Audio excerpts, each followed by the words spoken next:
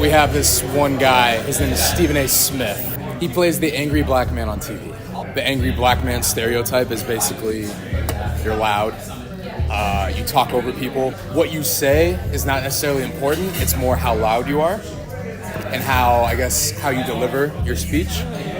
He does that pretty well. I think the higher ups at ESPN and Disney see that. He's like this angry black man. He goes on Fox News probably like once a week. And he'll talk about like Gaza. And he has no idea about Gaza. Talking about like his views on Gaza. And we're like, brother, you were just talking about the Lakers like 3 hours ago. Like, what do you know about Gaza? Stephen A. had been talking about LeBron's son for like a while. LeBron like confronted him at a game one time. And then ever since that, Stephen A's been on like 4 different podcasts, basically like, I thought it was a weak move, like coming up to me and whatnot. It's just this whole like embarrassing thing that we're all like rolling our eyes at. They just think he's crazy, just trying to create attention, you know, which is his job, I guess. He gets paid a lot of money to do that. So. Do what? To like create chaos, to create like controversy, like an argument. That's like his job, basically. So he's like an investor? Yeah, that's a good way to put it. Very much, whoever's buying my shit, I will sell you my bull. Which it's like Fox News sometimes. Well, well, well. Look whose mouth got them back up in the spotlight again. It's not like he doesn't care.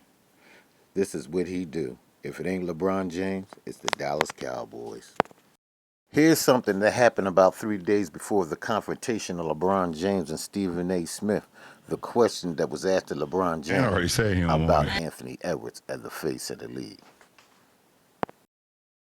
Yeah, Anthony ain't trying to deal with that. And, I mean, Channing Frye said it the other day, too, like, I mean, it's unfortunate, but, like,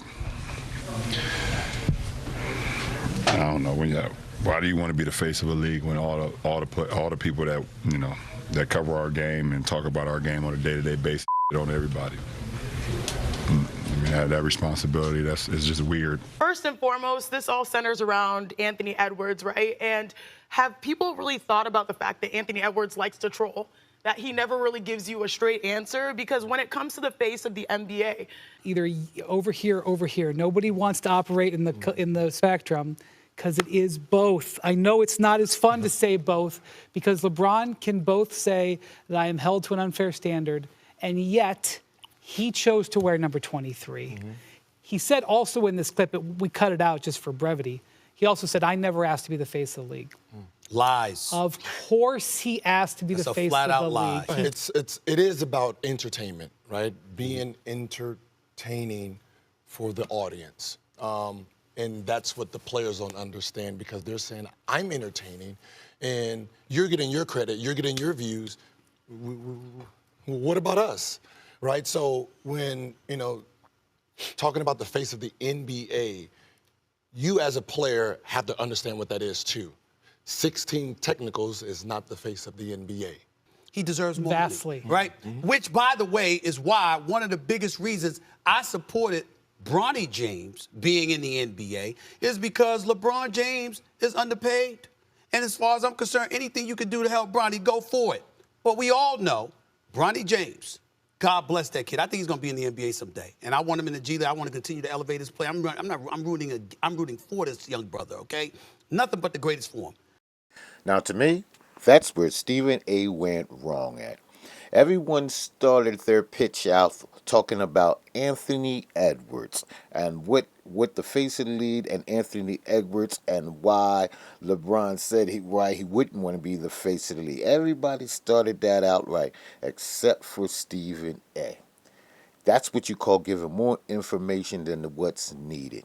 That's what that's called.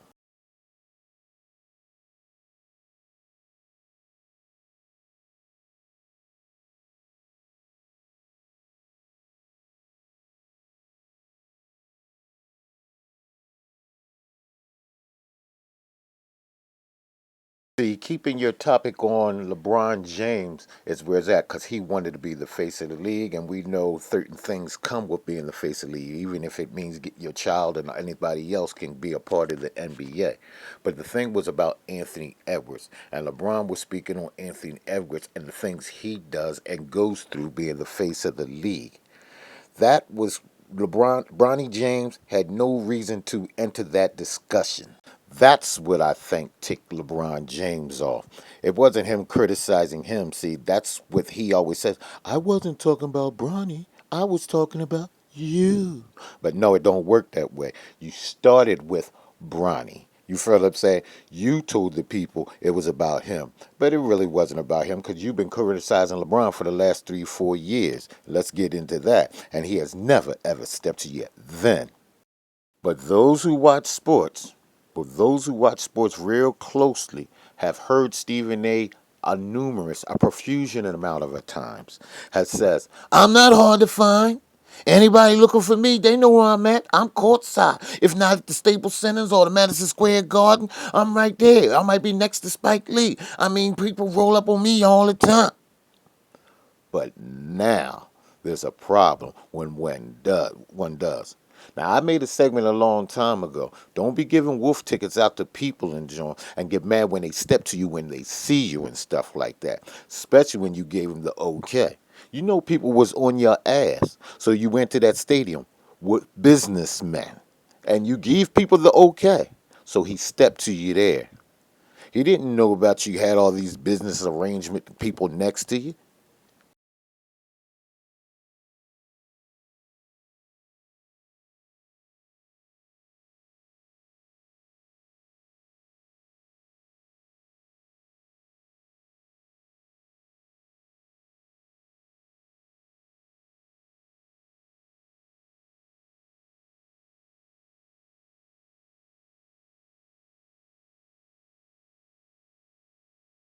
He just remembered what you said, and an opportunity presented itself, and when you came there, and who knows, that might have been another little political ploy or media ploy and stuff going down there, because you know what I mean. You don't go talk about people and go talk about people and go talk about people, and eventually don't think they're going to say nothing. He might have went down there thinking they was going to save his ass. You know, the girl who's knows got people on her ass, so she gonna keep the baby in her arms so they don't fuck her.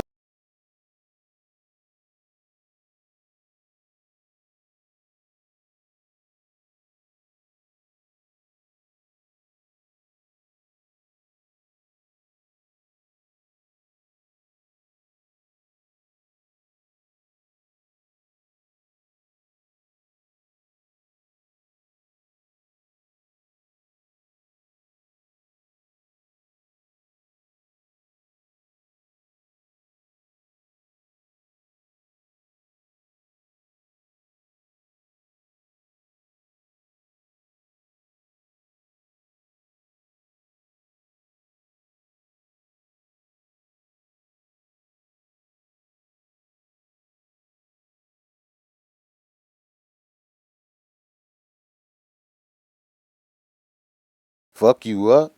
I mean, why do you bring them? You know you're talking about all these people. You gave people permission to step to you. So when they step to you, you should not have a problem and be calling people it was a punk move. It was a weak move. It was a move you gave you gave them the right to do. You gave the okay on national TV. Millions seen that. Okay.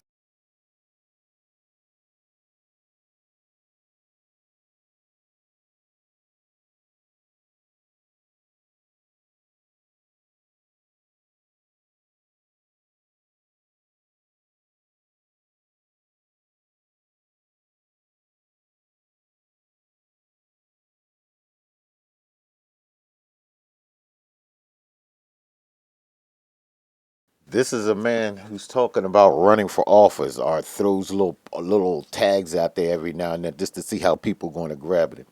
He got too many deficiencies in his character. I mean, a lot of presidents have that, but damn it, they don't start the bullshit in the beginning. At least they gas you up.